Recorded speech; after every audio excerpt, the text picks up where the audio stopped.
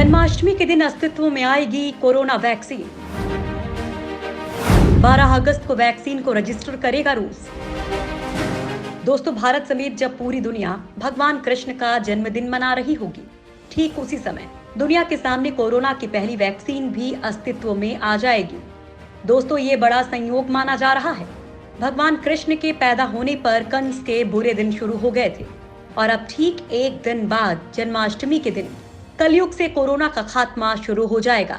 ये वैक्सीन उसी तरह से कोरोना को मारेगी जिस तरह से भगवान कृष्ण ने कंस को मारा था। साफ शब्दों में समझा जाए तो कोरोना को खत्म करने के लिए जन्माष्टमी के दिन रूस अपनी वैक्सीन को रजिस्टर करवाएगा। इसके लिए महज एक दिन यानी 24 घंटे का इंतजार बाकी रह गया है। रूस के स्वास्थ्य मंत्रालय ने भी कंफर्म कर दिया है कि वे 12 अगस्त को वैक्सीन को रजिस्टर करेंगे। ये दुनिया की पहली ऐसी कोरोना वैक्सीन होगी जिसे रेगुलेटरी अप्रूवल मिलेगा। ये वैक्सीन रूस में सभी को दी जाएगी ताकि नोवल कोरोना वायरस के खिलाफ इम्यूनिटी हासिल हो सके।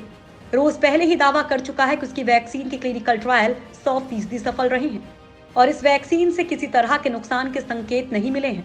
रूस इस वैक्सीन का बड़े पैमाने पर उत्पादन सितंबर तक शुरू कर सकता है। अक्टूबर से पूरे देश में सबको ये टीका लगाने की कवायद शुरू कर दी जाएगी। सबसे पहले वैक्सीन हेल्थ वर्कर्स और टीचर्स को दी जाने की योजना है। रूस के स्वास्थ्य मंत्री मिखाइल मुराशको ने दावा किया है कि उनकी वैक्सीन ट्रायल में सफल रही है। उन्होंने कहा कि इसी टीकाकरण अभियान में आने वाला पूरा खर्च सरकार ही उठाएगी। इसके लिए लोगों के ऊपर भार नहीं डाला जाएगा।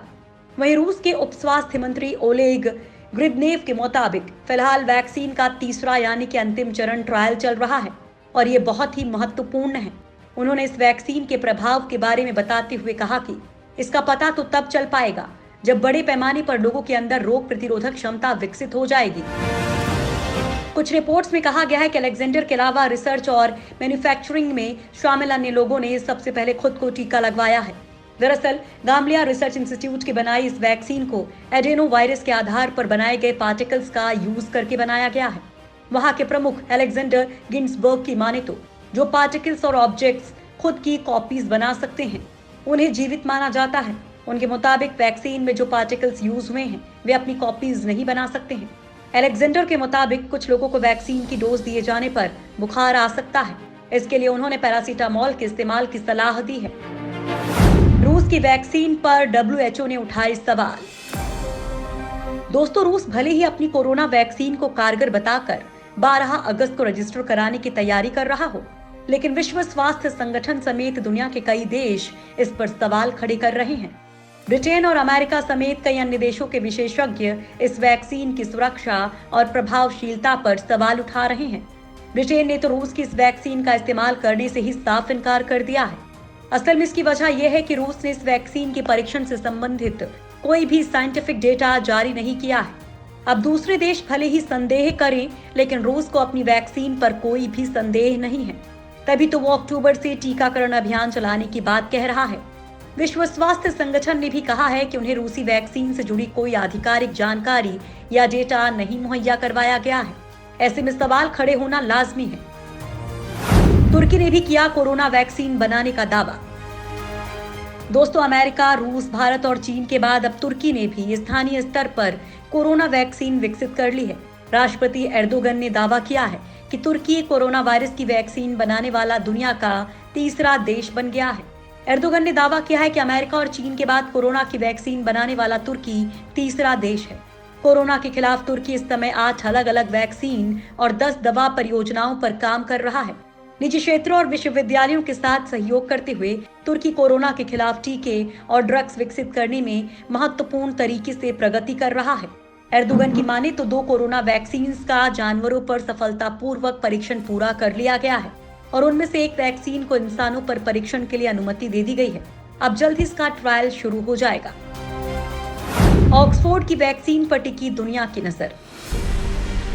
दोस्तों, ऑक्सफोर्ड की वैक्सीन का भारत में जल्द ही ट्रायल शुरू होने वाला है, लेकिन इस बीच ऑक्सफोर्ड की वैक्सीन तैयार करने को लेकर ब्रिटेन की 2 वैज्ञानिकों के बीच टकराव सामने आया है। डेली मेल की रिपोर्ट के मुताबिक प्रोफेसर एड्रियन हिल और साराह गिलबर्ट के बीच इस बात को लेकर विवाद है कि क्या ट्रायल के लिए लोगों को जानबूझकर कोरोना से संक्रमित किया जाए या नहीं। प्रोफेसर एड्रियन हिल चाहते हैं कि स्वस्थ वॉलंटियर्स को वैक्सीन देने के बाद वायरस से संक्रमित किया जाए, दरअसल कोरोना वायरस की वैक्सीन का ट्रायल पूरी तरह से सफल तभी माना जाएगा जब ये पता चल जाए कि वैक्सीन लगाने वाले ज्यादातर लोग कोरोना वायरस के संपर्क में आए, लेकिन कोरोना उन्हें बीमार नहीं कर सका। वहीं ब्रिटेन में कोरोना संक्रमण के मामले घट रहे हैं और ऐसे में ट्रायल के सफल होने की संभावना कम होती दिख रही है। अगर वैज्ञानिक वॉलंटियर्स को खुद से कोरोना संक्रमित करते हैं तो वैक्सीन ट्रायल के नतीजे जल्द आ सकते हैं, लेकिन ये तभी संभव होगा जब दोनों वैज्ञानिक सहमत हो जाएं और ट्रायल के प्रस्ताव को NHS की एथिक्स कमेटी से मंजूरी मिल जाए। कोरोना की दवाओं का भी दुनिया भर में ट्रायल जारी। जब तक कोरोना की कोई कारगर वैक्सीन नहीं बन जाती है, तब तक पहले से मौजूद कुछ दवाओं से ही कोरोना का इलाज किया जा रहा है। इसलिए दुनिया भर में अब तक 150 से ज्यादा अलग अलग दवाओं को लेकर रिसर्च हो चुकी है। इनमें से ज्यादातर दवाएं पहले से उपलब्ध हैं और इन्हें कोरोना संक्रमितों के इलाज में आजमा कर देखा गया है। दुनिया का सबसे बड़ा क्लिनिकल ट्रायल ब्रिटेन में चल रहा है, जिसे रिकवरी ट्रायल कहा जा रहा है। इस ट्रायल में अब तक 12,000 से ज्यादा मरीजों को शामिल किया जा चुका है। कोरोना में डेक्सामेथासोन समेत कौन सी दवाएं कारगर हैं और कौन सी नहीं, इसका पता लगाया गया है। विश्व स्वास्थ्य संगठन भी सबसे कारगर इलाज के मूल्यांकन के लिए एक सॉलिडेटरी ट्रायल चला रहा है। इसके अलावा दुनिया भर की कई फार्मास्यूटिकल कंपनियां भी अपनी अपनी दवाओं का ट्रायल कर रही हैं। माना जा रहा है कि जब तक वैक्सीन नहीं आ जाती, तब तक इन दवाओं की मदद से लोगों की जान बचाई जा सकती है।